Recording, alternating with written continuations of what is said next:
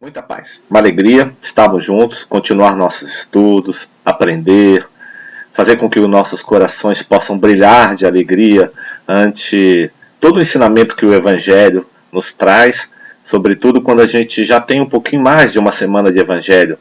Quando nós falamos uma semana de Evangelho, quer dizer que nós já temos algum estudo, já temos alguma leitura, já nos demos conta da noção de que existe a presença do Pai em todos os lugares, em todos os momentos, antes que nós pensemos nela, antes que nós imaginemos que Deus está presente e está atuando sempre nas nossas vidas, em todas as coisas que fazem parte do seu universo de amor, Deus já está ali, sempre presente, sempre atuando. Na verdade, nada existe sem Ele. Na verdade, tudo vem da substância dele, como diz lá no próprio Livro dos Espíritos, e também João, quando começa a sua narrativa do novo Evangelho, que nada foi feito sem ele, nada foi feito sem Deus, e ele é a causa primeira ou a causa primária de todas as coisas. No estudo passado, nós começamos a ver Zacarias e Isabel, que é o primeiro casal, ou seja, as primeiras personagens, uma das primeiras personagens que aparece no Evangelho. Na verdade, a primeira personagem que vai aparecer no Evangelho, quando se trata de personagem ligada às questões do planeta Terra e inclusive às questões reencarnatórias, nós tivemos ali a presença de João Batista, que Jesus vai dizer que dentre os nascidos de mulher, ele era o mais elevado, ele era o maior de todos. Bom, João Batista, ele é filho desse casal, Zacarias e Isabel. E agora, logo depois do advento de João Batista, né, vai acontecer, João já vai começar a trazer para a gente, Lucas vai trazer para a gente essa história de como foi que João Batista vai encarnar na Terra para cumprir a sua missão de precursor do Evangelho.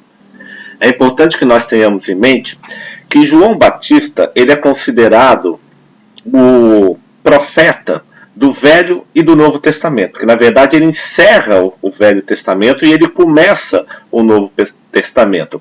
Ele é exatamente o profeta que vai fazer essa transição.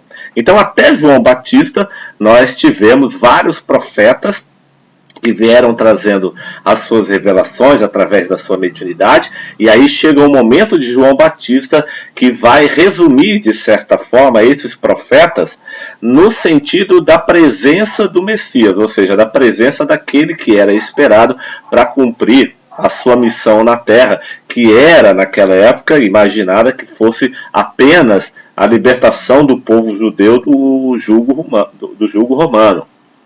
Então João Batista ele começa a sua missão, o seu trabalho diretamente com a população mais pobre. E ele então vai batizar no deserto, ele vai, digamos assim, ele vai fazer também as suas colocações duras contra todo o reinado que existia naquela época de Herodes, e ele então vai conclamar as pessoas, ou seja, as personagens daquela época, a realizarem o processo de arrependimento, porque estava chegando o reino dos céus, ou seja, porque o reino dos céus estava próximo. Pensar que o reino dos céus estava próximo, não, como sempre, lembrando que nós estudamos aqui, não se tratava de uma proximidade geográfica, né? Não se tratava de uma proximidade de espaço, mas esse dizer que o reino de Deus está próximo significa dizer que ele se encontra no âmago da nossa centelha divina. Ou seja, o reino de Deus está dentro de nós. Então, isto sim, no sentido de que está próximo. Quando João Batista ele vai começar a dizer que o reino de Deus está próximo, no íntimo dele ele sabia com o que estava lidando. Mas para a população, era como se o reino de Deus estivesse se aproximando geograficamente do povo. E aí teria o advento de Jesus, do Messias, que todos esperavam, e portanto era necessário se preparar para esse reino de Deus, para que se pudesse receber o Messias. Tudo isso no nível da personagem, e tudo isso também nós vamos ver que de forma oculta e de forma esotérica faz sentido. E tem o seu significado e tem o seu processo de aprendizado e tem o seu processo de colocar em prática. Resumindo o que nós vimos no estudo passado, né? Nós vimos lá em Lucas, capítulo 5, do Lucas 1, no versículo 5 a 7, Zacarias e Isabel. E o que nós começamos a ver? Nós relembramos a questão do quaternário inferior, do ser e suas aplicações primitivas em relação ao Evangelho. Então nós viemos já no estudo passado relembrando do que se constitui o quaternário inferior e como ele vai sendo formalizado na sua evolução desde a partida do átomo, ou seja, do reino mineral, onde se constitui a fase física do quaternário inferior, avançando para a fase do vegetal, depois avançando para a fase do animal, através da evolução das partículas que vão se aglomerando e construindo cada vez mais o ser na sua complexidade, até chegarmos ao reino nominal, ou seja, no advento do intelecto capaz de raciocinar, pensar e tomar decisões. Nesse crescimento, nessa evolução do quaternário inferior, nós vimos também o surgimento do corpo astral e vimos o surgimento do duplo etérico. Todos eles também fazem parte da estrutura do quaternário inferior. E vimos também como que esse quaternário inferior, em função do seu corpo astral e do seu duplo etérico, vai se comportar em relação às questões religiosas. Então nós trouxemos, no estudo passado, uma série de colocações, inclusive numa forma de uma tabela, onde nós vimos algumas dos posicionamentos do corpo astral e do duplo etérico, no caso da personagem mais evoluída em relação à vida e em relação às questões religiosas. Uma das personagens que aparece e que nós analisamos foi a questão de Herodes. Ou seja, porque Zacarias e Isabel, eles viviam no tempo dos Herodes, ou seja, da sucessão dos familiares de Herodes. E da família Herodes, por assim dizer. E Herodes foi uma das personagens que nós analisamos também no estudo passado. Então, quem quiser rever, está lá no canal para poder rever esse estudo passado. E é bastante interessante porque nós retomamos a questão do quaternário inferior, agora analisando dentro de uma realidade, de um fato e de uma personagem que esteve realmente no Novo Testamento, no início da vida de Jesus. Nós também olhamos o que significa a personagem que ainda se encontra no nível de louvar a Deus através das ações exteriores, ou seja, através de atitudes de superfície. Isso foi uma das coisas também que nós observamos no estudo passado e vimos também Zacarias, marido de Isabel. E o que nós descobrimos com relação a Zacarias? Que no Evangelho, na sua significativa profunda, ele representa exatamente o intelecto. E nesse caso, diferente do intelecto de Herodes.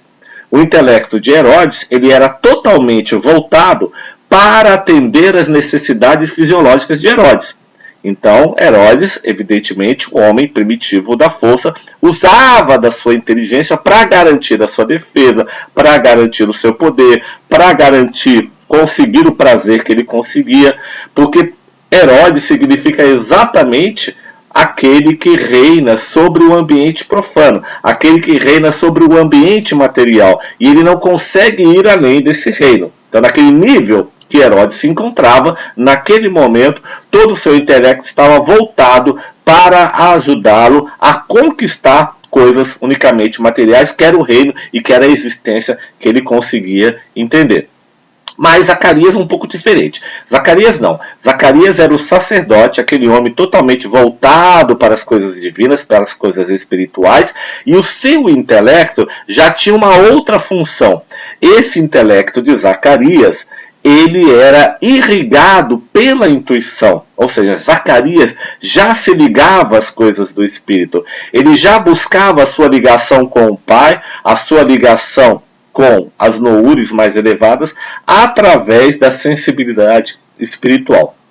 E aí Pastorino vai dizer mais, vai dizer que Isabel, ela então estava representada no Evangelho na qualidade de intuição. É importante que a gente se entenda que nada disso está escrito lá no Novo Testamento.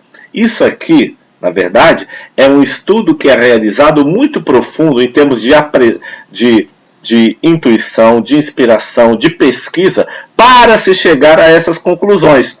E quando nós vamos realizando os links no Evangelho, nós vamos cada vez mais caminhando para a profundidade e para o esoterismo que existe no Evangelho, porque senão o Evangelho seria apenas uma história, seria apenas uma ocorrência de fatos que aconteceu naquela época de Jesus e nós contaríamos como história. Mas não, na verdade, ele é um tratado psicológico profundo sobre o espírito do ser. Então aqui nós estamos começando a ver o Evangelho na sua profundidade que está ligada diretamente a cada um de nós na nossa evolução. Então, se lá atrás nós tínhamos o intelecto de Herodes, e Herodes, o homem primitivo, agora nós estamos vendo aqui dois seres que, embora não estejam na estatura de Jesus, na estatura espiritual de João Batista, mas eles já eram seres dedicados à questão da espiritualidade, dedicados ao sacerdócio para executar funções divinas aqui na Terra. E nós chegamos então em Lucas, no versículo 6, no capítulo 1, onde dizia assim, que ambos, ou seja, agora nós estamos nos referindo a Zacarias e a Isabel, eram justos perante Deus, andando irrepreensível em todos os mandamentos e preceitos do Senhor. Então, aquilo que Isabel e Zacarias já entendiam como preceito do Senhor, identificavam como justos, e eles então entendiam como um princípio salutar para se colocar em prática, nesse ponto, Zacarias e Isabel eram irrepreensíveis. Ou seja, eles colocavam 100% em prática aquilo que a fé deles o recomendava. Então, eles andavam de forma justa, de forma correta. Sempre que se fala na palavra justa no Evangelho, nós devemos sempre nos lembrar do ajustamento à lei do Pai, do ajustamento à vontade do Pai. Justiça de verdade, que pode, digamos assim, completar-se em todos os sentidos, ela está sempre ligada na questão do ajustamento do ser à lei. Não aqui, nós não podemos imaginar assim que Isabel e Zacarias eram apenas justos porque eles eram justos com as pessoas. Eles eram sempre justos com as pessoas, de acordo com o princípio que eles já profetizavam. Mas também eles eram ajustados à lei do Pai. Eles procuravam se colocar em sintonia perfeita com a vontade de Deus. Tá? E aí a gente entra já no estudo de hoje. E nós tínhamos visto isso no último vídeo, lá no último estudo, que dizia assim, Pastorino. Prossegue o evangelista, agora Pastorino vai mencionar em relação a esse versículo aqui do Evangelho, e ele vai dizer assim, prossegue o evangelista, ambos eram justos perante Deus, andando irrepreensíveis em todos os mandamentos e preceitos do Senhor, excluindo, por omissão, os preceitos dos homens. Veja bem, ali quando Lucas escreve, ele não fala que Zacarias e Isabel seguiam os preceitos dos homens, ou da religião. Eles seguiam preceitos do Senhor, ou seja, preceitos de Deus, preceitos do Pai. Isso é importante que a gente tenha em mente. E tanto é que eles vão realizar uma tarefa fundamental na missão do Cristo. E aí continua, excluindo por omissão os preceitos dos homens, exprimindo assim que viviam mais na individualidade do que na personalidade. Também, no estudo passado, no vídeo passado, nós vimos isso também. Nós vimos a diferença da individualidade. Nós estudamos lá no prólogo de Lucas a individualidade com a sua centelha divina, seu corpo mental e o seu espírito.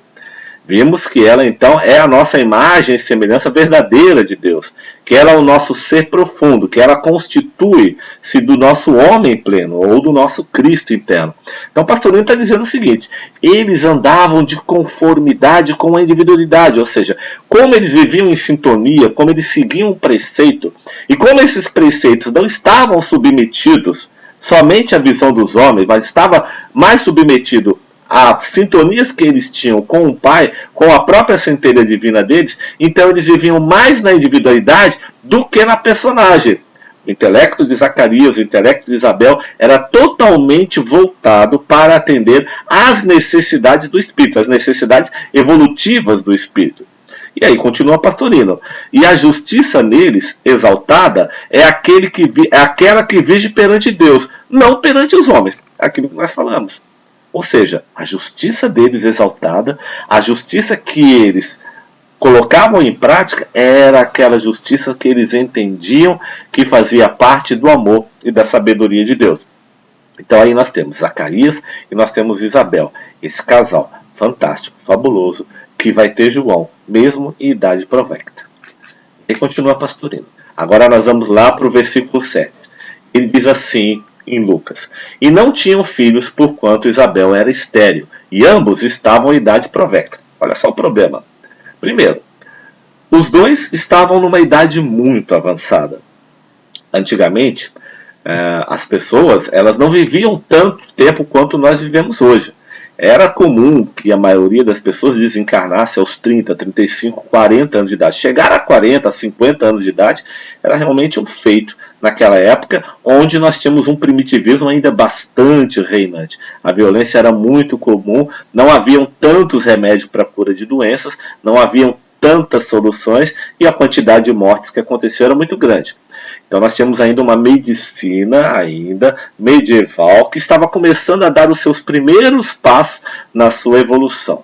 Além do mais, nós tínhamos um casal já numa idade avançada e que não podia ter filhos. E mais, dizia-se que Isabel era estéril. Vamos ver o que o Pastorino vai colocar com relação a isso.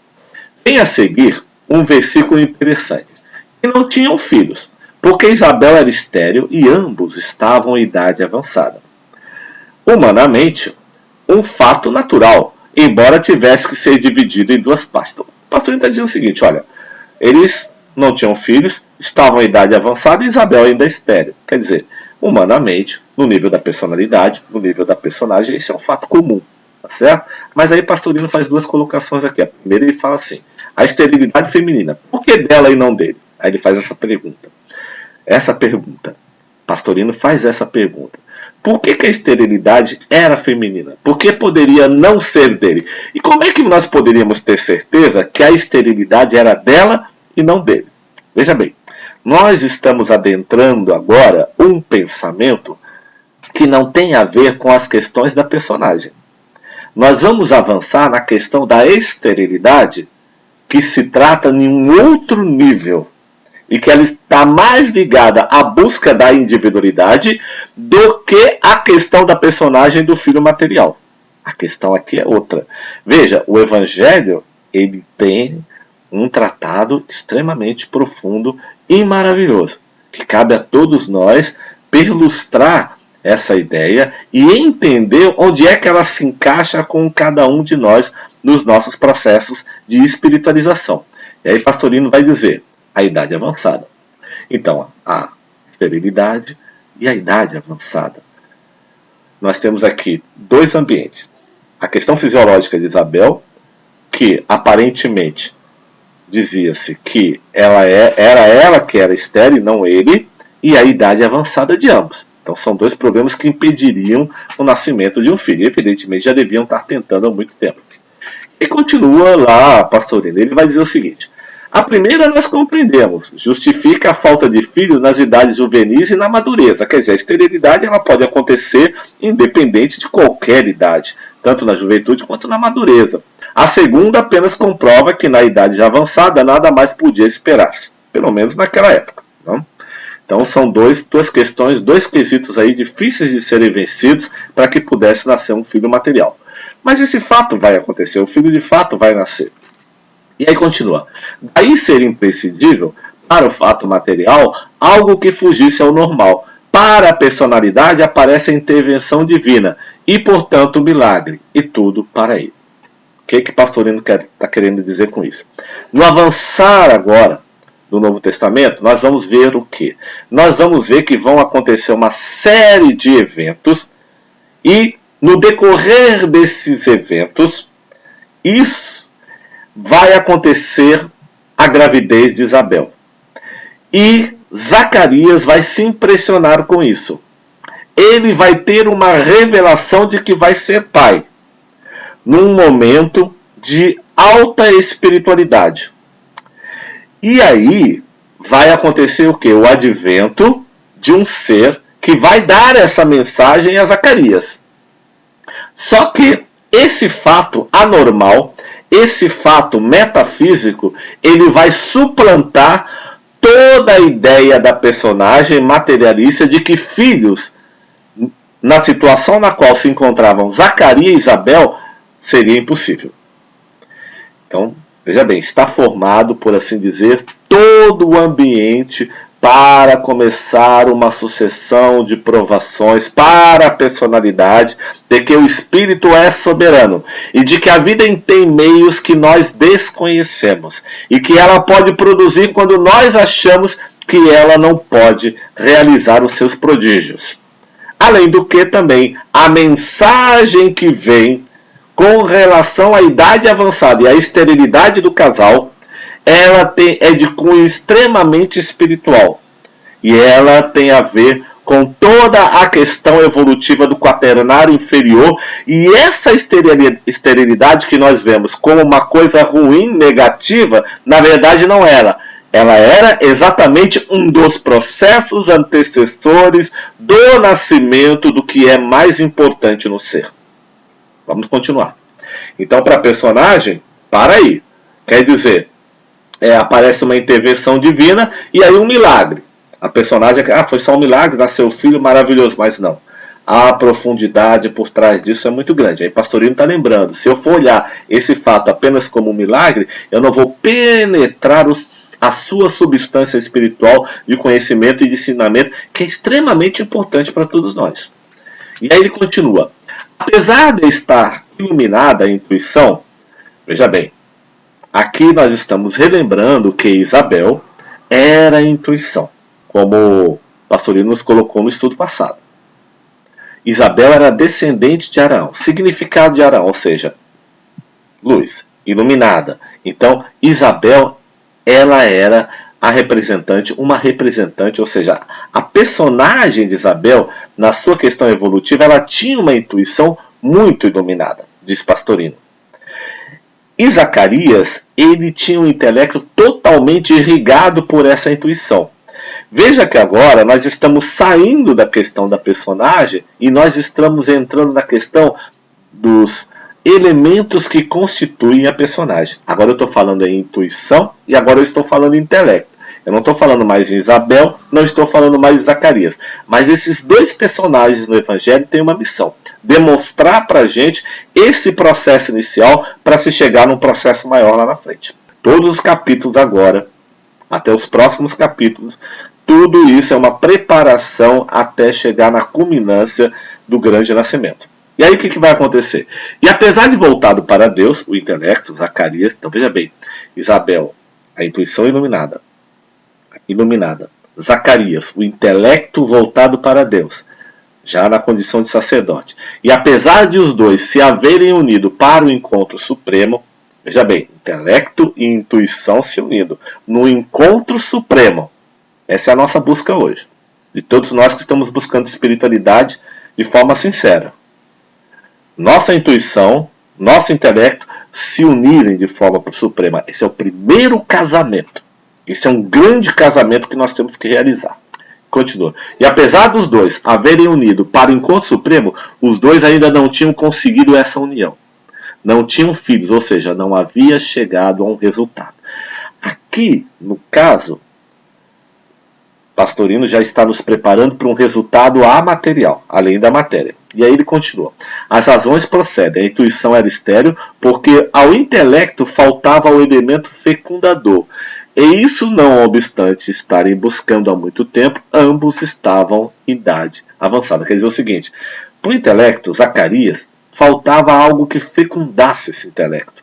Faltava algo que despertasse mais nele, com certeza absoluta, de que existe aquilo que está além da matéria. O intelecto de Zacarias ainda não havia sido fecundado nessa profundidade, embora esse intelecto já estivesse ligado à intuição, já estivessem unidos. Mas o fato deles estarem unidos quer dizer que eles estavam em trabalho. E eles estavam há muito tempo trabalhando. Ora, se nós olharmos para a nossa vida, cada um de nós, e olharmos para as nossas encarnações passadas, uma das maiores buscas do ser é entender a vida. Uma das maiores buscas do ser é poder estar em harmonia com toda a lei do Pai, com toda a lei divina, e poder promover um mundo cada vez melhor e uma situação de felicidade plena para todos nós. Isso nada mais é do que a busca do intelecto que quer se unir a algo que o domine, algo que esclareça ele, algo que o espiritualize e o tire dos martírios e das perseguições e das alucinações do mundo da matéria. Então nós estamos falando da intuição. Então esse processo é um processo demorado, ou seja, já estamos em idade avançada, já estamos avançando há muito tempo nesse processo de unir o nosso intelecto, de beber da intuição, de buscar a inspiração. Antigamente, como a gente sempre fala aqui nesse estudo, a ligação com Deus era pelo menos feita de forma exterior através do pastor, do padre, não sei o que, do representante, de um sacerdote. Hoje não. Hoje todo mundo já descobriu sua ligação. A maioria já descobriu que é médium, inclusive.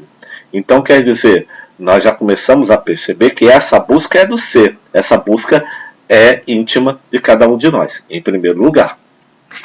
Aí continuamos. Nesse momento, vai dizer pastor Nilo, entra em campo um novo elemento. Um novo elemento de ação. Aparece um guru, um mestre, porque o discípulo estava preparado. Olha, essa frase de Pastorino aqui é para gravar, porque lá na frente, em Sabedoria do Evangelho, nós vamos ver que normalmente nós só temos um mestre de verdade quando estamos preparados para ter um mestre. Antes disso, você pode até chamar de mestre quem você quiser, mas enquanto você não se torna um discípulo, você não tem um mestre. Não sei se você conseguiu chegar nesse ponto. Se você põe um aluno em sala de aula, vamos voltar ao estudo da lição da escola, que não está nem aí para a aula, é displicente, não utiliza o seu tempo para aprender, fica perturbando os demais alunos, não presta atenção, não aproveita a oportunidade sagrada das horas dentro da escola e nem olha para o professor, eu não posso dizer que esse aluno tem aquele professor como professor, porque ele ainda não se tornou aluno. Ele é um aprendiz de aluno. Ele está tentando se tornar um aluno. Então gravem muito isso que Pastorino nos falou. Aparece o mestre, aparece o guru quando o discípulo está preparado.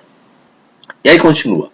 E dá-se o acontecimento tão desejado, nasce um filho, chegasse à união total. Quer dizer, agora nesse momento surge um elemento novo na questão dessa união do intelecto com a intuição. E Pastorino vai dizer que esse elemento novo pode ser um mentor, pode ser um guru, pode ser um mestre, que vai auxiliar esse processo.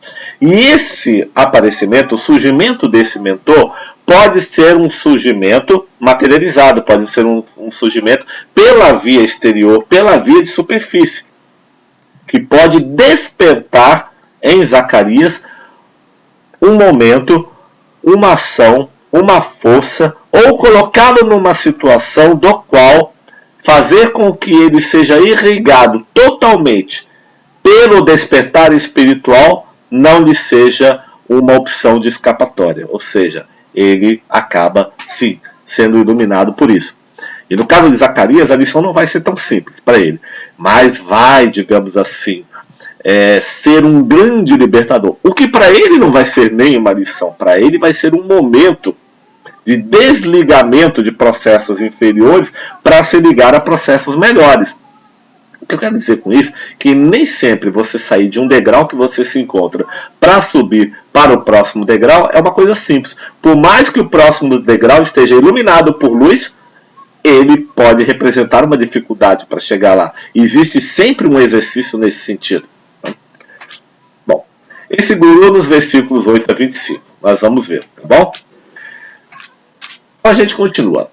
Agora nós vamos entrar na predição do nascimento de João. Está lá em Lucas, do capítulo 8 ao capítulo 25. Então veja bem, agora começa um momento em que Zacarias ele vai começar a ter ideia, ele vai ser avisado, ele vai sentir, ele vai perceber de várias maneiras que contra todas as possibilidades que diziam de que, no caso dele e de Isabel, não poderiam mais ter filhos, eles vão ver como agora Ele vai entrar numa faixa no qual todas essas antipossibilidades caem por terra. Então vamos ver o que vai acontecer. Bom, estando Zacarias a exercer diante de Deus as funções sacerdotais, na ordem de sua turma, coube-lhe por sorte. Aí continua. O segundo o costume, entrar no santuário do Senhor e queimar o incenso. Bom, vamos entender o que significa isso. Zacarias era um sacerdote formalizado do judaísmo. E ele tinha funções sacerdotais. Ele fazia parte de uma turma de sacerdotes. Havia uma atividade que era realizada no judaísmo, onde um dos sacerdotes era sorteado para entrar no santuário do Senhor, entrar ali numa capelinha, numa espécie de santuário ou no local santo, para fazer a queima do incenso. Era muito bom quando isso acontecia e quando um sacerdote ele era sorteado para isso. Então veja bem, haviam muitas turmas e Zacarias fazia parte de uma das turmas. E dentro de cada turma ainda existiam uma quantidade de sacerdotes. E aí nós temos que Zacarias ele foi sorteado. Então isso para ele foi uma alegria, foi uma sorte muito grande e nada acontece por acaso. E o sacerdote ele entra sozinho para fazer a queima desse incenso. Bom, e continua o pastorino agora, ele vai começar a explicar para a gente como é que funciona esse processo dessas turmas sacerdotais. As turmas sacerdotais de serviço, cada semana, em número de 24, eram sorteados segundo a lei mosaica. A de Zacarias era a 8ª turma, a de Abijá. E essa turma de Abijá, ela tem uma descendência, evidentemente. Mais tarde eu vou mostrar para vocês o que significa, onde é que haviam e como é que começou a formalização das turmas, né? E isso está lá em Crônicas, no capítulo 24, vai do versículo 3 até o versículo 18, né? A cerimônia realizava-se pela manhã, antes do sacrifício no santuário, ou seja, no santo. Santuário era chamado de santo também, ou seja, sala que antecedia o santo dos santos.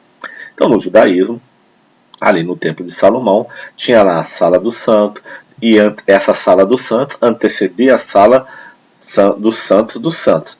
Só entrava na sala do santo quem era o sacerdote que era nomeado para poder entrar nessa sala pelas manhãs e poder fazer o incensamento, onde só o sumo sacerdote penetrava uma vez por ano. Então, quer dizer, na sala dos santos, que era a sala que existia depois da sala do santo, só quem penetrava nela era o sumo sacerdote, uma vez por ano. Consistia em renovar o braseiro, deitando-lhe em seguida incenso e óleos perfumados. Então, ali na sala do santo, da sala do santuário, que era a sala antes da sala do santo, e eu explico de novo, não tem problema, é bom explicar, é muito santo, mas a gente explica. O que o sacerdote fazia? Ele entrava e fazia o incensamento, deitava óleo, incenso, perfumes, etc. e tal. Esse era o trabalho do sacerdote, que era sorteado na manhã para entrar na sala, no santuário ou na sala do santo. Mas a sala do santo, que era dos santos, que era a sala que vinha depois, a mais profunda, essa só podia ser adentrada pelo sumo sacerdote e uma vez por ano. Então, esse era o costume da religião judaica. Ok? Estando Zacarias a exercer diante de Deus as funções sacerdotais, na ordem de sua turma, coube-lhe por sorte, então, adentrar nessa casa. E foi a primeira vez que ele entrou. Só para entender um pouquinho a questão das crônicas, eu trouxe lá da Wikipedia, na internet, uma descrição do que vem a ser o livro de crônicas, geralmente chamados de Crônicas 1 ou Crônicas 2. São os livros do Antigo Testamento da Bíblia cristã. Eles geralmente aparecem depois dos livros de Reis e antes do livro de Esdras, concluído a seção conhecida como Livros Históricos do Antigo Testamento, também conhecido como a história deuteronômica, ou seja, a história do Deuteronômio do judaísmo. Então nós temos aí o que significa isso. São os livros de crônicas. Existe à disposição na Bíblia, na internet, faz parte deles. Tá bom? E também lá na internet, lá na Wikipedia, eu ainda peguei essa descrição também que eu achei bem interessante. Crônicas apresenta a narrativa bíblica começando no primeiro ser humano, Adão, atravessando a história de Judá e Israel até a proclamação do rei persa Ciro o Grande, né, 540 anos antes de Cristo, libertando os israelitas do cativeiro na Babilônia. Então, uma informação boa, uma informação importante, e quem quiser eu recomendo que leia as crônicas. Aliás, toda a Bíblia, ou seja, que na verdade é uma composição de 5 livros, ela realmente nos traz muita informação boa. Ok? E continua o nosso querido pastorino. Observamos que Zacarias, ou seja, o intelecto, ainda se encontrava agindo na personalidade. Bom, o intelecto de Zacarias tinha uma vida de superfície. Ele tinha ações que eram comuns, práticas que ele tinha que realizar na vida dele para manter a subsistência dele, de Isabel. Mas ele ainda, sem dúvida nenhuma, por causa disso, ainda estava agindo um pouco no nível da personagem. Porque ele ainda praticava ritos externos, como queimar incenso, proferir orações verbais, observar liturgias, etc. Veja bem, Pastorino não está criticando isso. Pelo contrário, ele está dizendo que o intelecto de Zacarias ainda estava ligado a essas coisas, porque na sua devoção emocional, ele entendia que isso era importante e fazia parte. E, de fato, ele não se afastaria do ambiente religioso, porque era um ambiente onde ele se encontraria, onde ele encontrava mais proximidade com a sua devoção ajustada à individualidade, ao Pai, à sua centelha divina. Assim como Jesus, quando vem à Terra, o que ele vai procurar? Ele vai procurar exatamente as comunidades onde o seu ensinamento elevado pudesse ser compreendido. Então ele vai aos essênios, ele vai às sinagogas, vai nascer no meio do povo judeu, porque o que já tinha a noção de ter um Deus único, um Pai único. No entanto, ele se aproxima porque existem maior quantidade e probabilidade de aderência no ensinamento para que a mente possa compreender, a mente da personagem possa compreender, através de um impulso exterior da via de superfície, essa nova revelação que o Cristo vai trazer. Então, Zacarias, evidentemente, que também estava próximo ao ambiente religioso, que também ajudou na formalização do seu ser e fazer com que ele chegasse a despertar essa questão de espiritualidade interna e de ajuste ao Pai. E aí vai continuar Pastorino. E isso no recinto anterior ao Santo dos Santos, que é o santuário mais íntimo, o coração, onde só o sumo sacerdote ou seres realizados podem penetrar. Então agora nós estamos olhando aqui o significado da coisa. Gente, nosso estudo aqui, muito importante que se veja isso claro. Nós não estamos preocupados, em momento nenhum, em ficar analisando, por exemplo, se existe mutreta, se foi alguma coisa por trás, que Zacarias foi sorteado de qualquer forma, ou se ou ele pagou para ser sorteado. Não é isso que nós estamos analisando. Veja bem, o significado profundo, esotérico e verdadeiro da coisa. As coisas humanas de personagem, aqui agora, não nos cabe, porque o Espírito sempre suplanta isso. Vamos ver o que o Evangelho está nos trazendo. O que ele está nos demonstrando. Tá certo? Então, Zacarias, apesar de ter um intelecto que ainda realizava liturgias exteriores, veja, e nós estamos nesse nível, nós ainda precisamos dessas liturgias, porque elas nos ajudam. É muito bom quando a gente chega diante de um altar na natureza, e a gente faz uma prece, coloca uma flor, pode molhar as mãos com aquela água da natureza, de uma cachoeira, de um lago, de um rio, faz a prece, passa na testa. É bom quando a gente vai ao centro espírita e nós temos lá a nossa sessão mediúnica. É bom quando vamos lá ao terreiro de Umbanda e ouvimos o atabaque e recebemos o abraço do preto velho e olhamos aquelas imagens no altar e fazemos a nossa oração, a nossa prece e nos ajuda. Isso tudo não é problema. É como eu sempre falo, o problema é não se espiritualizar. O problema é mecanizar-se na liturgia exterior e não realizar o processo de liberação interior. A liturgia exterior é para nos ajudar a despertar a nossa centelha divina. Zacarias, ele já tinha isso. Ele realizava a liturgia assim. E ele o fazia com muito amor. mas ele já estava extremamente ligado às questões do Espírito, e ele o fazia com extrema alegria e profundidade.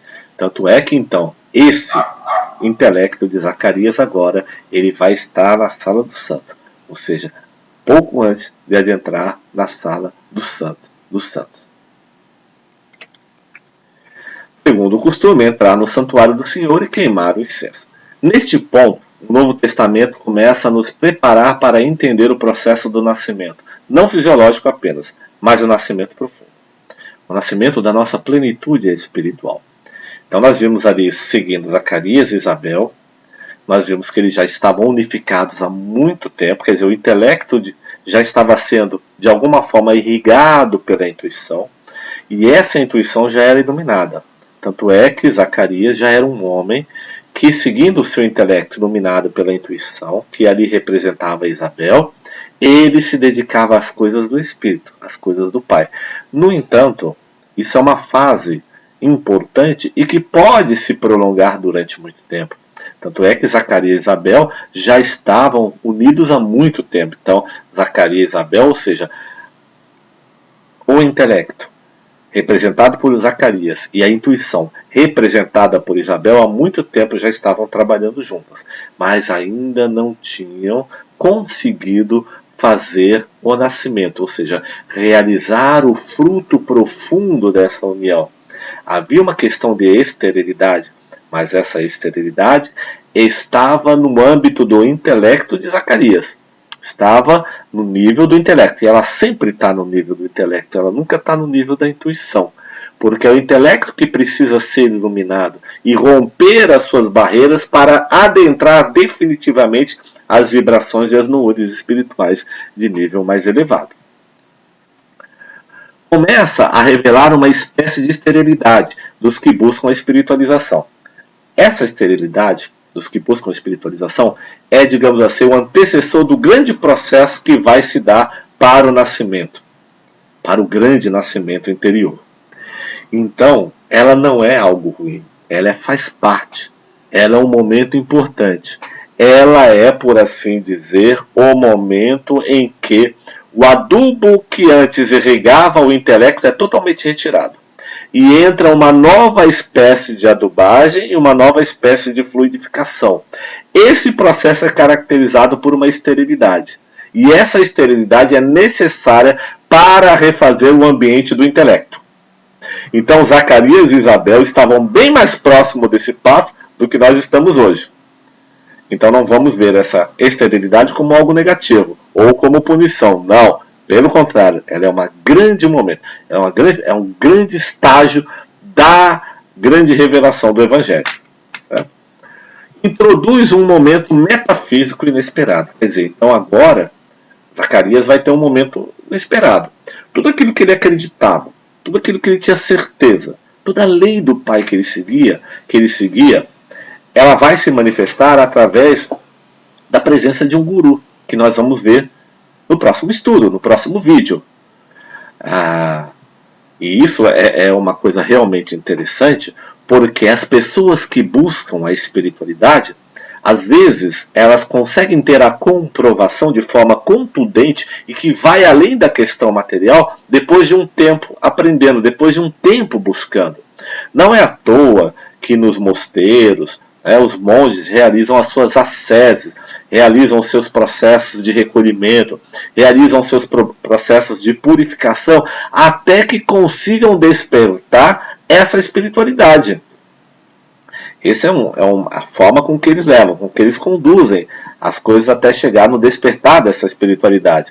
A doutrina espírita vai nos dizer que nem sempre o fato mediúnico pode nos convencer. Ele pode até nos convencer temporariamente. Às vezes, quando vem um fato material difícil, muitas pessoas que viram fatos mediúnicos perdem a fé. Eu já vi isso várias vezes acontecer. E Kardec vai dizer que o grande componente que faz, de fato, fazer com que o ser possa compreender a realidade espiritual é o aprofundamento no segredo da realidade, ou seja, no grande segredo que nos traz o Evangelho, ou seja, o estudo, a compreensão da lei, a compreensão do Pai. Por isso que Jesus vai dizer: analisai as Escrituras, estudai as Escrituras, ou seja, estudai a vida, estudai o Evangelho, entendei profundamente. Porque quanto mais eu construo elementos no meu intelecto, mais a minha intuição, mais toda a vibração espiritual que me cerca vai encontrando meios de iluminar o meu intelecto e comprovar, já que uma vez eu tenho subsídios e capacidades desenvolvidas, de que realmente, de fato, a vida transcende a matéria. Mostra Zacarias na qualidade de intelecto irrigado pela intuição, mas ainda no nível da personalidade, adoração, incensamento, orações, verbais, liturgias. Escrevemos nesse estudo também. Todavia, Zacarias, pela busca em personagem mais elevada, já consegue adentrar o local santo. Ou seja, era um intelecto, mas um intelecto bem mais avançado, ou seja, já iluminado pela intuição. Então, o estudo de hoje vai terminando por aqui. Nós começamos a adentrar agora as fases que compõem o desenvolvimento espiritual do nosso ser, embora, de fato, nós tivéssemos dado um salto muito grande aqui. Mas nós fomos a Herodes. Vimos uma comparação do intelecto totalmente voltado para a personagem e vimos o intelecto de Zacarias totalmente devotado às coisas do espírito.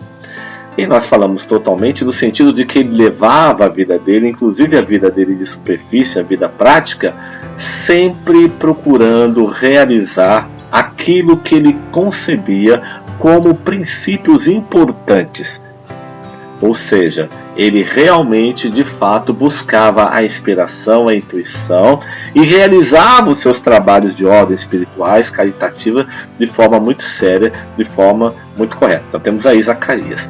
Zacarias que vai se tornar pai de João Batista. Ele e Isabel, no Evangelho. Temos aí então um processo maravilhoso antes do nascimento de João. E mais tarde nós vamos ver o que vai representar João nesse processo que na verdade é exatamente o desembarcar das nossas qualidades divinas. E o Evangelho vai nos mostrar isso através de fatos e através de personagens. Então, como sempre diz Pastorinho, existiram as pessoas, existiram os fatos, existiram os acontecimentos, aconteceram as realizações metafísicas, os milagres, os fenômenos mediúnicos, sim, mas o Evangelho continua trazendo na sua profundidade o que é mais importante, a sua aplicabilidade no nosso ser, na nossa vida, em todos os sentidos. Então que Jesus nos ampare, que Jesus nos abençoe e que possamos refletir bastante sobre esse estudo e até a próxima. Paz e fraternidade, paz e bem, beijo no coração.